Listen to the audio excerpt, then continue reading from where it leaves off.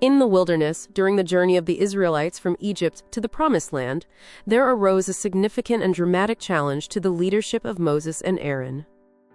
This story is found in the book of Numbers, chapter 16.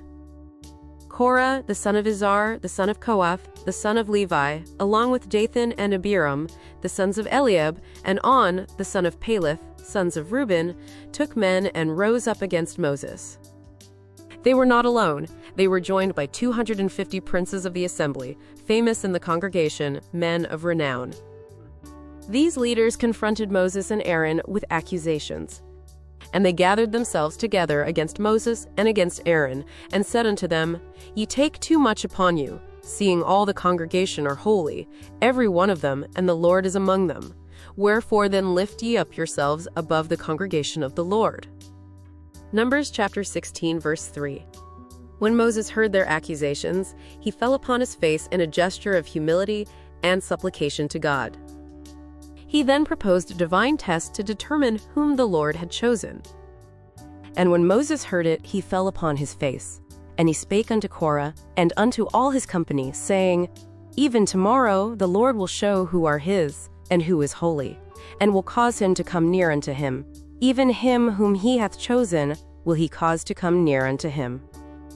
This do, take you censers, Korah and all his company, and put fire therein, and put incense in them before the Lord tomorrow. And it shall be that the man whom the Lord doth choose, he shall be holy. Ye take too much upon you, ye sons of Levi. Numbers chapter 16, verses 4-7. Moses confronted Korah directly, reminding him and his fellow Levites of their privileged position and duties. He asked them why they sought the priesthood as well. And Moses said unto Korah, Hear, I pray you, ye sons of Levi. Seemeth it but a small thing unto you, that the God of Israel hath separated you from the congregation of Israel, to bring you near to himself to do the service of the tabernacle of the Lord, and to stand before the congregation to minister unto them? And he hath brought thee near to him, and all thy brethren the sons of Levi with thee, and seek ye the priesthood also? For which cause both thou and all thy company are gathered together against the Lord. And what is Aaron, that ye murmur against him? Numbers chapter 16, verses 8-11.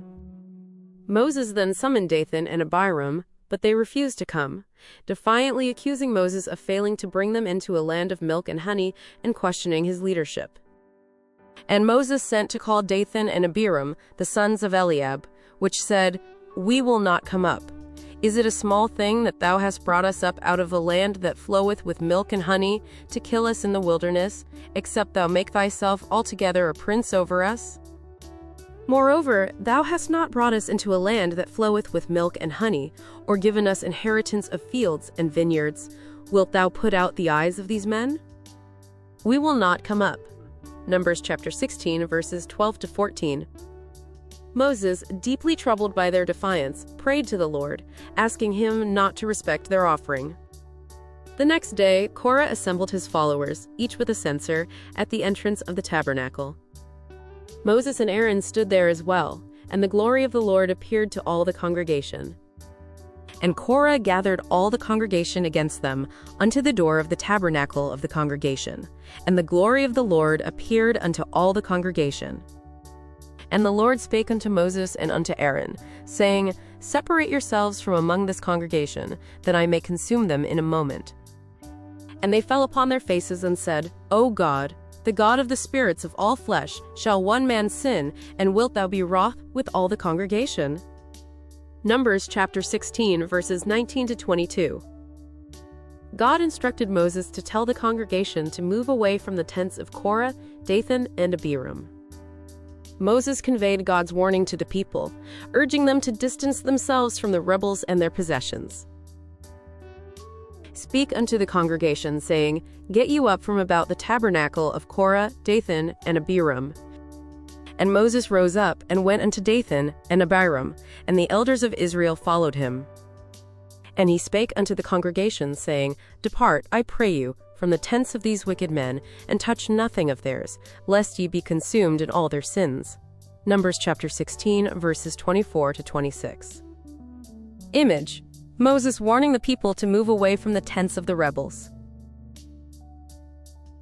As soon as the people had moved away from the tents of Korah, Dathan, and Abiram, Moses declared that if these men died a natural death, then the Lord had not sent him. And Moses said, "Hereby ye shall know that the Lord hath sent me to do all these works, for I have not done them of mine own mind. If these men die the common death of all men, or if they be visited after the visitation of all men, then the Lord hath not sent me. But if the Lord make a new thing, and the earth open her mouth, and swallow them up, with all that appertain unto them, and they go down quick into the pit, then ye shall understand that these men have provoked the Lord." Numbers chapter 16, verses 28 to 30. Immediately after Moses finished speaking, the ground under the rebels split apart, and the earth opened its mouth and swallowed them up, along with their households and all their possessions. They went down alive into the pit, and the earth closed over them, and they perished from the midst of the assembly. And it came to pass, as he had made an end of speaking all these words, that the ground clave asunder that was under them, and the earth opened her mouth, and swallowed them up, and their houses, and all the men that appertained unto Korah, and all their goods. They, and all that appertained to them, went down alive into the pit, and the earth closed upon them, and they perished from among the congregation. Numbers chapter 16, verses 31 to 33. A fire also came forth from the Lord, and consumed the 250 men who were offering incense.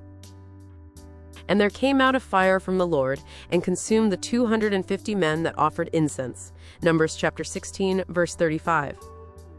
To serve as a lasting reminder of this event, the Lord instructed Moses to have Eleazar, the son of Aaron, gather the censers from the smoldering remains, and hammer them into a covering for the altar. "Speak unto Eleazar, the son of Aaron the priest, that he take up the censers out of the burning, and scatter thou the fire yonder, for they are hallowed.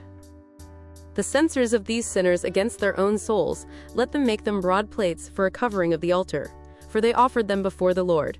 Therefore they are hallowed, and they shall be a sign unto the children of Israel." Numbers chapter 16, verses 37 to 38. This covering was a perpetual reminder that no one except the descendants of Aaron should come near to offer incense before the Lord, lest they meet the same fate as Korah and his company. This story of Korah's rebellion and its aftermath is a solemn warning against pride and disobedience to God's appointed leaders. It underscores the importance of humility, obedience, and recognizing God's sovereignty in all things.